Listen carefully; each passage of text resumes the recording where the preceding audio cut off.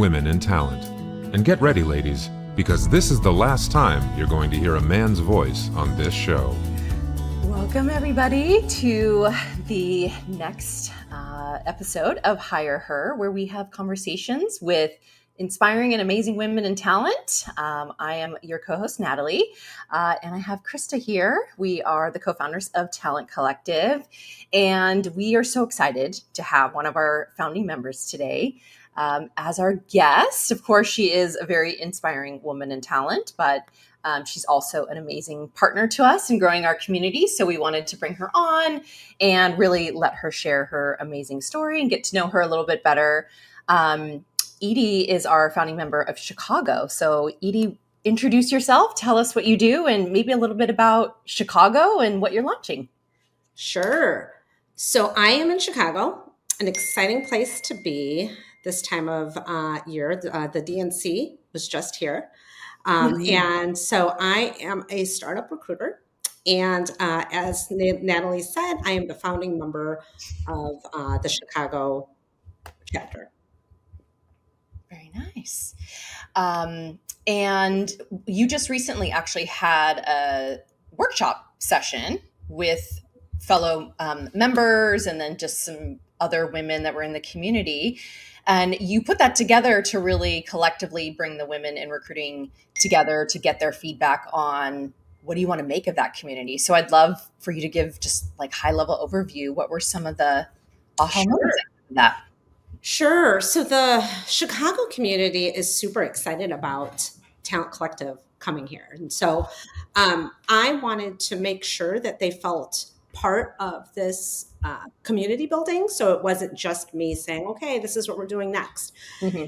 And out of that came a lot of similar themes, professional development, some casual networking, whether it means like a coffee meetup or, taking walks together or like a cooking class. But I think what we all realize is that, we really want to be with like-minded people just to talk shop, to commiserate about the field and to kind of talk about how it's evolving. Mm-hmm. I think being up to date in our field as far as AI and tools, that's what we all want. So bringing a lot of maybe panel discussions, firesides, as far as just being able to learn from the thought leaders as well as from each other. So great ideas came out of that, and I'm looking forward to, bringing that to this community. Well, Edie, we're going to transition to you and your recruiting journey. So can you share with us, how did you get into recruiting? What has that path looked like? What do you envision for your future? Sure. So I studied human resources as an undergraduate, and not that I went into that major thinking I want to be a recruiter, but I knew I wanted to be in human resources. And so initially I thought I would be in compensation or benefits. And I was more of a generalist. So I always had recruitment as part of my role.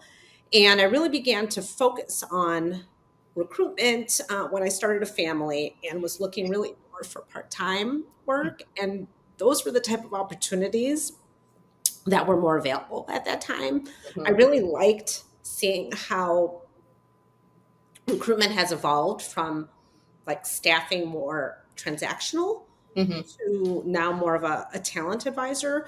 So although I've been doing this for a long time, I really feel like it's been a different type of role almost every year I'm in it. So yeah. I'm really glad that it's my focus. Yeah, love that. Thank you. Amazing. Well, thank you. Thanks for sharing that with us, Edie. Tell us a little bit about, we all have a story, somebody who really stands out to us as somebody that maybe you placed and helped along the road. So tell us a story that sticks out in your mind about somebody that you placed somewhere in your journey in recruiting. Sure. I think all of my best stories are helping women or people of color get placed into tech roles or leadership roles. And a good story that I have to share is Camille. She's actually someone who I just met in person this past week. I helped place her at a software development company and had only met her by phone and a video, and really built that trust with her that she was able to ask me real questions about the opportunity because she wasn't fully sure if she wanted to accept it. So I think that's where we kind of built a friendship and kept in touch, because after she got hired into this role, it was a talent acquisition leadership role. So I ended up reporting to her. So I had the opportunity to work with her as a candidate, and then also had the opportunity to work with her as a colleague, and afterwards has been able to see how she progressed within that company. She had a promotion since she's been there, and she has just stepped into a fractional role. So it was just wonderful just to be able to meet her in person and for her to share her journey there, and just how grateful she is that I helped her in that process. It sounds like you really elevated her in her recruiting career, and such an interesting dichotomy, right? Like you ended up reporting to her. Yes. That's cool. So when you think about someone who has helped elevate you in your recruiting career, man or woman, otherwise, who comes to mind for you? And what's the reason? Sure. Without a doubt, I would say Nikki Adamson at Hustle Hunters. I joined her company as her founding recruiter. Hustle Hunters is a recruitment startup. And for a long time, it was just me and Nikki working together. And I think she recognized early on how good I was with candidates and their candidate experience, and really being able to identify candidates who would be the perfect fit. So I would just get fixated, like, oh my God, I found the person. And then I would just be relentless. Like I would, try to get the candidate from these multiple channels. And then once I was able to engage with them and get them into the conversation, and then, in some cases, place them in that role, it was just so exciting. So I really appreciated how she allowed me to just, take off with it. She also gave me the opportunity to work directly with these founders, many female founders. And I was able to be a talent advisor to them, just because many times recruitment was not their area of expertise. So, to answer your question, she just really elevated me as a recruiter, as a recruitment leader. And we have had so many great wins together. And I would say for sure, she's been great as far as helping me in my career. That's so nice. And Edie, you introduced me to Nikki recently, and I had the pleasure of having a call with her. And she is just absolutely wonderful. I can see why she's somebody that you really look up to and, respect a lot. She and I had a great conversation about the partnership between a hiring manager and the recruiter, and really, not being an order taker, and how to get that relationship to be more strategic and impactful, and really come with, a lot of knowledge and expertise to the table. And hiring managers, they don't recruit full time. Usually that's not their expertise. So how do you come to the table and gain the confidence of that hiring manager? So Right. excited to hear that. Something to add to that I learned a lot from Nikki is that she would always respectfully push back when she felt that there was bias there, which I just appreciated, because we really centered just bringing diversity into these talent pools, and early on in the building of teams. And so it was just great just to be able to witness how she was able to gain the trust of these hiring managers. And they were open to listening to her and really kind of shifted their mindset many times. That's so neat. Yeah, not everybody has that gift. So must have been neat to be able to learn from her. For sure. And we're going to shift to our last question here, Edie. So this one I think is a very human question. It doesn't relate to recruiting necessarily. If you could reflect on something, maybe a challenge that you had somewhere in your life, whether it was in a personal capacity or a professional capacity, what would one of those biggest challenges be? And then also, what did you learn from it? I think this really helps us connect with one another and feel really human. So would love to hear from you. Sure. So I love sharing this story because it's very fresh. So I would say in the past year, what I like to refer to it as my menopause meltdown. Um, I think it was like, oh my God, what the hell is happening to me? Like, I think I'm going crazy. And so, and I really did think I was going crazy. And I think everybody like around me thought I was going crazy too. And so it wasn't until a friend brought it up to me. She said, you know, we're right, kind of around the same age. It's probably low estrogen. And so I Googled that and realized like, holy crap, this is me, like every symptom. And I, I've been more of a private person up until my menopause meltdown. I think I realized I needed that support system and realized just how willing people were to, you know, support me and help me find those resources. And so I've been kind of like a walking billboard. Check your estrogen level. But I also think that when I share my personal story, there are so many people who I've met who can relate, maybe not necessarily to that, but whether it's like another health issue where they kind of felt like, you know, what's going on with me. And so it's just made me realize that, you know, hearing other people's stories really matters to me. And then also allowing them to hear my story, I think has helped them too. Um, so I think it's just made me just more aware that people, you know, are going through stuff and to, you know, give them grace and to, you know, hopefully direct them to resources that might help them. Because, you know, once you do find like the solution, I mean, it's a game changer. I think once I got on hormone therapy, I mean, it was a game changer.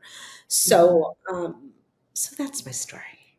Oh my goodness. What a funny story. Not funny, but like, you know, a very, again, human story. And when I start acting crazy and having symptoms, I'm going to come to you and get all the advice. I blame everything on menopause. It could be like, oh, there's bad traffic. Oh, it's menopause. You know, like anything that is. That's I hilarious. love it. I feel like you should do like a workshop or a session in Talent Collective about that, or sign up in the mentor network and have that be your thing, right? I'm sure there's plenty of people in there that could benefit, or even, you know, my age, perimenopause. Someone said to me the other day, I'm like, oh man, that starts now? Yeah. So we got to pay attention to that. But thank you for being vulnerable with that. Any final last words of wisdom, anything you would share with the world of women in recruiting? So I think I want to end with just, you know, recognizing you guys as, you know, leaders in Talent Collective, building this community. I think it has really helped me, especially just kind of how I described, like how I kind of went through a hard time this past year. And so just having this community has been great. You know, women founded women community. So, also being able to talk very comfortably about, women's health is great. And then, I think there has been this energy just around the field. It's been a challenging field for recruiters the past few years. So to have a solid community of people who are sticking together and who really believe that we can make a difference as far as even the reputation of recruiters. I feel like I'm always giving our point of view when people have complaints about us. I have to just speak up for us. I'm like, we are rooting for candidates. So for us to get a bad rap is just not fair. So Talent Collective has really provided these professional development opportunities, as well as networking opportunities. And I just love the community. So thank you for building something that didn't exist. And, just continuing to progress in this field. We so appreciate it. Amazing. Yes. And Thank you. that was not staged. You guys didn't make me say that. One other thing I would love to highlight about you, Edie, and then we can close it out. But you have just given back so much to our community, not only with starting Chicago, but Edie also runs a kind of support group for women who are job searching. And, I think there could be this misconception that recruiters know how to job search, but it's a lot harder to do when you're out there on your own and looking for work. And it's a little bit easier when there's other women alongside you and who can share tips and tricks and leads and help set goals for yourself for the week, and just so it's not such a lonely road to travel. So just wanted to thank you for giving back in all of these ways to the community, and we just appreciate you so much. Thank you. Where can people find that? Is that still the Monday Motivation? Monday Motivation, yes. So it is a recurring weekly drop-in where we're on Zoom, and people who are job searching can really kind of bounce some of their ideas or just share their challenges. And like Krista said, although we're recruiters, when it comes to our own searches, sometimes we just kind of get stuck and really need that support from others to say, yes, go ahead and follow up for the third time. It's okay. Or, just it's okay to sometimes even bypass the recruiter if the hiring manager, so we're just there to, be a support to each other. And there are some regulars who are part of it. And, I think it's been reassuring. We encourage each other, and we will also just kind of share, I think, recruiter roles are coming back, and that is encouraging for all of us. So yes, I appreciate how when I asked Krista if there was a group that existed, that she said no, but you would be wonderful too. I'm like, okay. So I think that's another thing I love about Talent Collective is you have a great idea and it is in alignment with what your mission is. You guys just say, go for it. That is so true. Yeah. All right, Edie. Well, thank you so much for being here with us today. We loved highlighting you, and find Edie on LinkedIn. We'll be sure to live in LinkedIn. Every time somebody's where's mom? I'm like, okay, she'll find her on LinkedIn, send her a message. Yeah, exactly. Well, perfect. Well, we will link your LinkedIn to the show notes so people can find you. And thank you everyone for joining this episode of HigherHer. We'll see you next time.